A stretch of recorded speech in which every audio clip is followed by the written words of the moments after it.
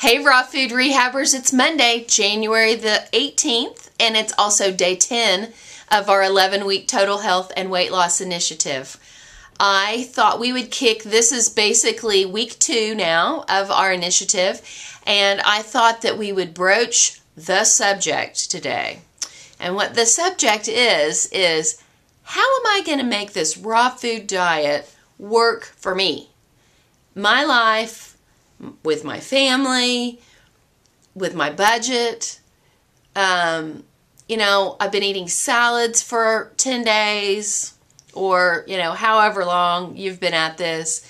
I mean, if you're honest, most people have these questions that run through their mind.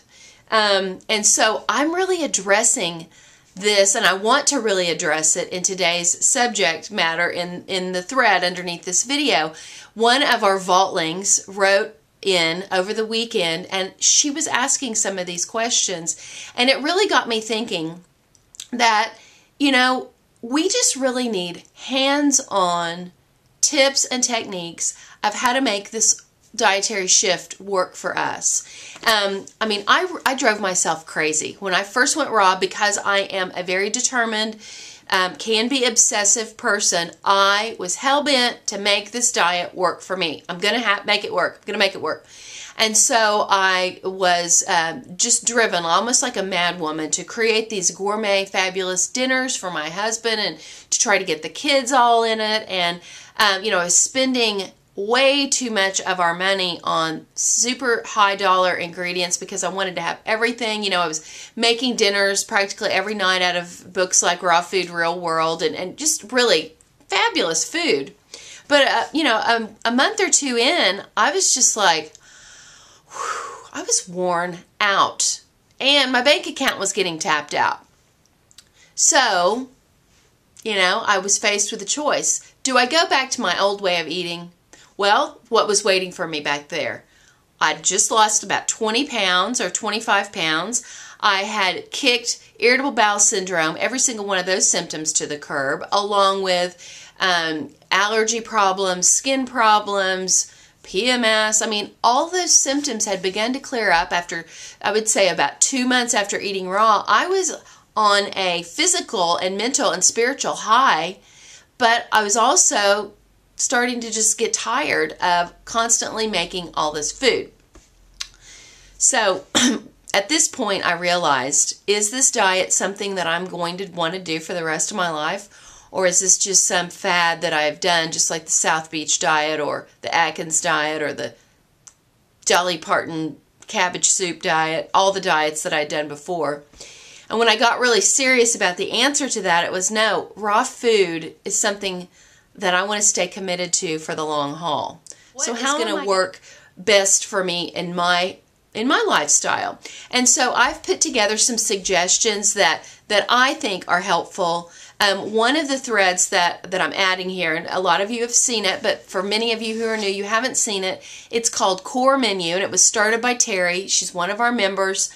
And her question was basically like, what do you guys eat all the time? And I don't want super duper elaborate menus that I have to make every night because it's just not going to cut it.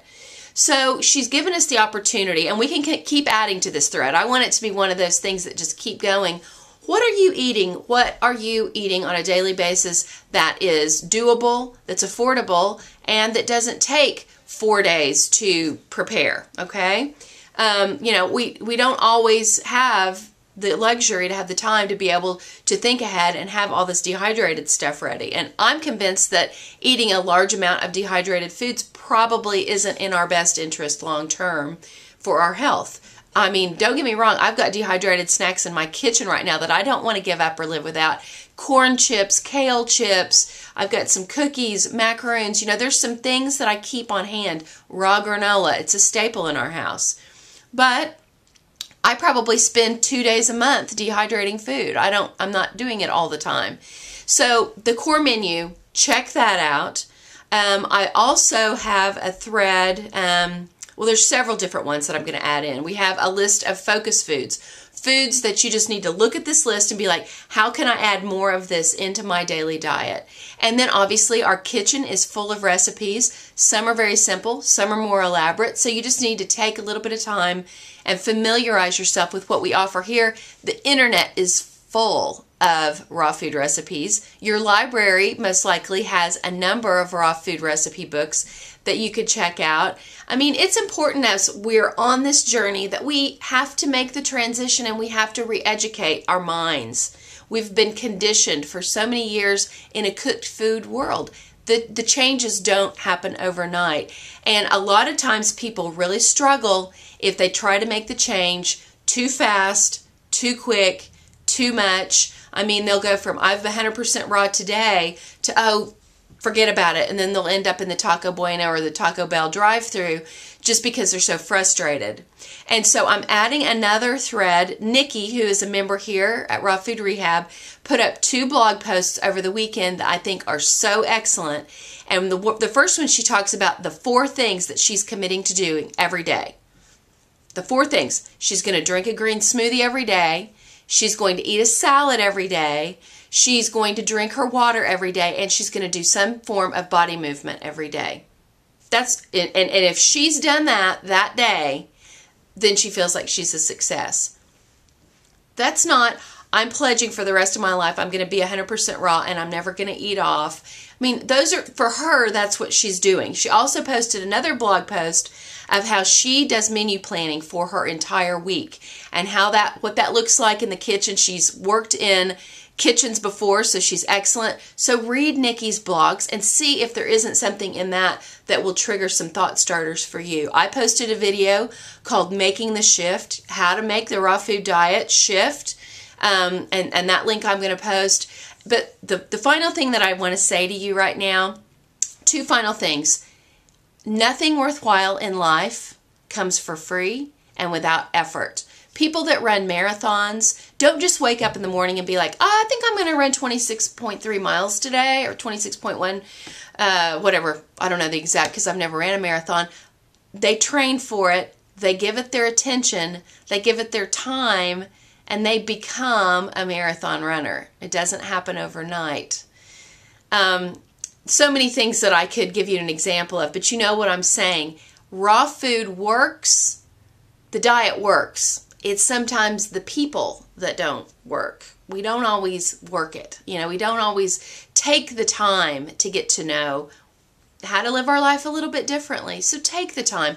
Do not be hard on yourself. And the last thing, stay plugged in to the raw food community. If you don't have one in your area, you have one right here, rawfoodrehab.com. We're here for you.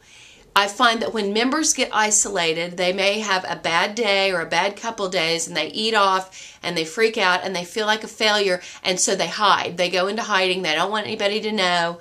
The bottom line is we don't need to know. You don't have to come in here. We're not the priest, and this isn't, your blog is not confessional time. It doesn't need to be that way, where you have to come in and tell us everything that you've eaten. As a matter of fact, I would rather that you not go into the elaborate details of the super rich and decadent food that you ate while you were in the cooked food fog that you went off into.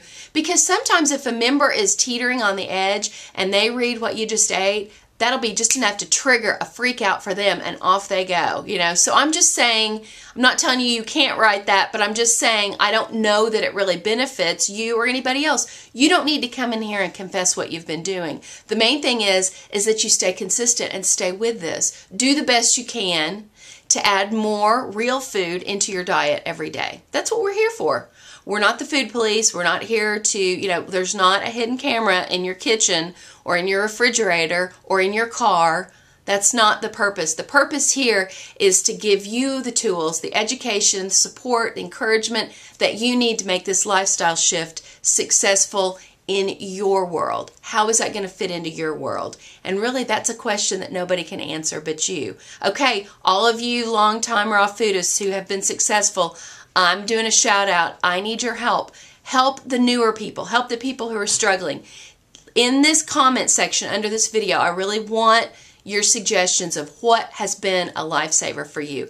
What has helped you be raw and stay raw? I want to hear from you today. I love you guys, and I will see you tomorrow.